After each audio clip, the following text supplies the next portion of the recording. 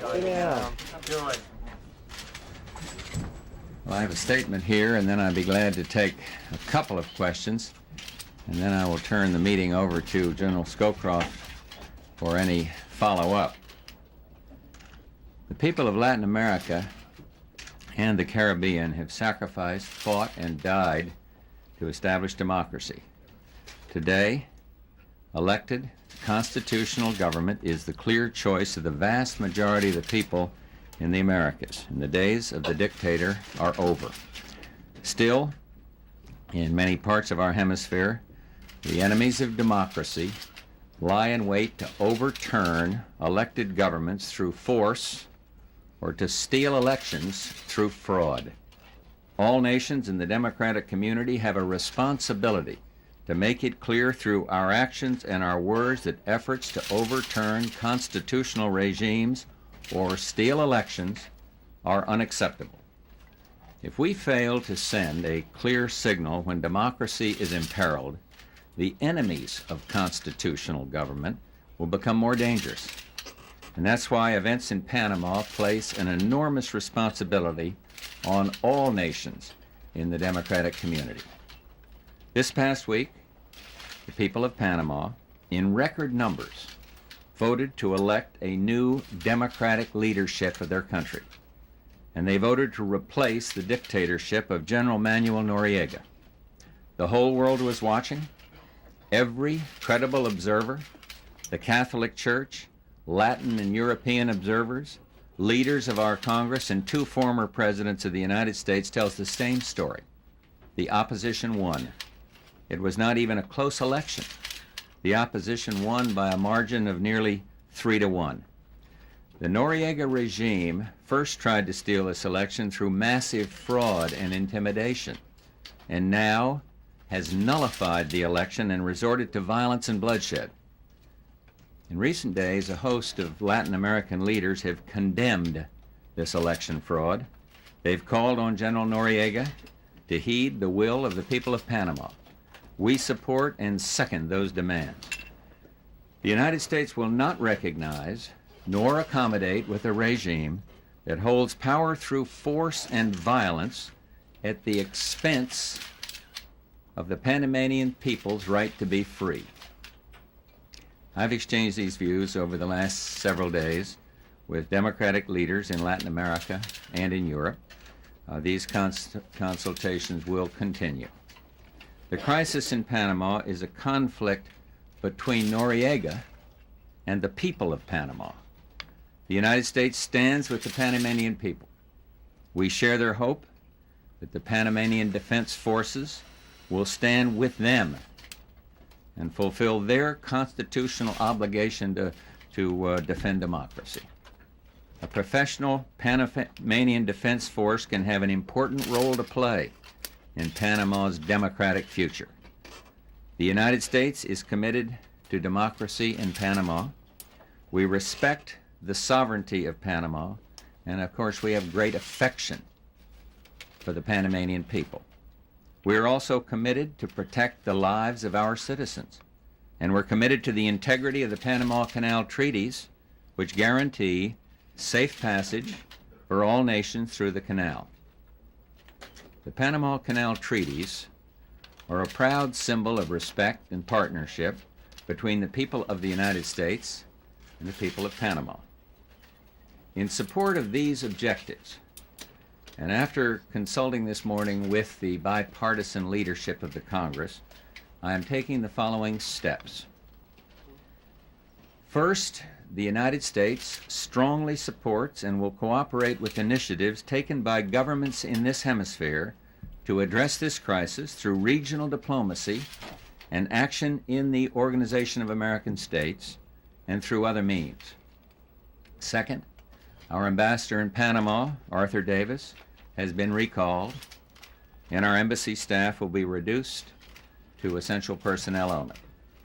Third, U.S. government employees and their dependents living outside of U.S. military bases or Panama Canal Commission housing areas will be relocated out of Panama or to secure U.S. housing areas within Panama. This action will begin immediately. it'll be completed as quickly and in an orderly a manner as possible. Fourth, the State Department, through its travel advisory, will encourage U.S. business representatives resident in Panama to arrange for the extended absences of their dependents wherever possible. Fifth, economic sanctions will continue in force. Sixth, the United States will carry out its obligations and will assert and enforce its treaty rights in Panama under the Panama Canal Treaties. And finally, we are sending a brigade-sized force to Panama to augment our military forces already assigned there. If required, I do not rule out further steps in the future. The United States and all democratic nations in this hemisphere hope that a peaceful resolution can be found to the crisis in Panama. And we urge all those in Panama, every individual, every institution, to put the well-being of their country first and seek an honorable solution to this crisis. The way is still open. Thank you. God bless. Are you willing to drop the drug charges against Noriega? It will mean that he will leave the country or at least give up control in a quid pro quo. No. President, do you recognize Mr. Andara as the president-elect, and what steps should the United States take to help him get inaugurated? We have not made any formal recognition determination at this point. President, we understand that you've been trying to We have been talking to our other countries in the hemisphere on that point, I might add, Terry, but we have made no official determination. We understand you've been trying today, sir, to get other leaders in the hemisphere to agree on a joint statement of condemnation of Noriega, and I wondered if you could give us a progress report on that diplomatic effort, sir. Well, one, I have not, by joint statement, encouraged a joint statement in which the United States would participate. Some of the leaders in this hemisphere are working on getting a joint statement, and indeed I'm told authoritatively that there might be a joint statement out of some European countries. But we would encourage countries in this hemisphere to either jointly or personally make strong statements. And I believe that I want to say 10 countries have already made individual statements, and now I think the next collective diplomatic action is going to be at the OAS. Sir, how many troops will that mean? And will they be quartered in the military compound? Will they stay there quietly and just be there? Or will they be out on the streets patrolling? We will assert our treaty rights, enforce our treaty rights, and I will let General Scowcroft answer the question, but my estimate of the troops would be about 2,000, yeah. President, what is your justification for sending the brigade of troops? What are you worried about? I'm worried about the lives of American citizens, and I will do what is necessary to protect the lives of American citizens, and we will not be intimidated by the bullying tactics, brutal though they may be, of the dictator Noriega. Mr. President, your statement just now about defense forces, would that be a signal that the United States would look favorably on a coup attempt? I've asserted what my interest is at this point. It is democracy in Panama. It is protection of the life of Americans in Panama. I'm going to take two more, and then I'm going to go right here and here on the aisle. Sir, we've been calling around to these Latin American embassies. We find no enthusiasm for the dispatch of American troops there, and the Mexican embassy even said that they warned against intervention.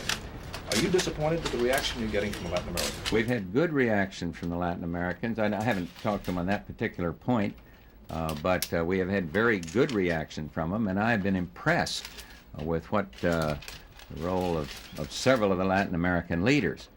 I think for the first time there is a total understanding on their part of the threat to democracy from the stealing of this election, or threat to democracy in the hemisphere from totalitarianism, and it's brought home by this theft of the election. So they don't, and I might add on the troops, I have a profound obligation, and that is as Commander-in-Chief of the Armed Forces and as President, and that is to protect American life. And I'm going to do what is prudent and necessary to do this. And so we have a different obligation. We also have certain treaty rights and obligations. I'm prepared to fulfill our treaty obligations, and I am prepared to see that our treaty rights are exercised. And so I'd leave it right there in terms of the troop deployments. Last one. Mr. President, in the Reagan administration, there was a very formal negotiating process with General Noriega over terms under which he might leave. Is there any possibility that that might repeat itself now, that there might be some sort of formal discussions between yourselves and the Panamanian government and General Noriega about conditions under which he might leave? Oh, he knows my position on the fact that if he does leave, we would have the instant restoration of normal relations with Panama. That has been conveyed to him very, very recently. But look, I will be open-minded about seeing what it might take to see him leave. I'm not going to go back and do what Helen asked about in dropping these indictments. I'm not going to do that. That has profound implications for our fight against narcotics, which has got to be worldwide. But if there's something short of that, the door is open to understand what it is that would be required. But I don't think the Panamanian people should be asked to compromise in terms of their election, which was won 3-1 by those opposed to Noriega. So there'd be certain things, other non-negotiable things, but I don't think that's between Noriega and the Panamanian people. Thank you all very much, and Brent will take the remaining questions. How is Andera? Is he in the hospital? He was out, and then I think he's back in, but now I don't know whether he's gotten out later on or not. Is Noriega capable of taking hostages, sir? Are you concerned about him taking hostages? I'm concerned about protecting the lives of Americans. That's exactly why I've taken the action I have today. Good question. That's what he was hinting. He was trying to signal. I wonder what specific incident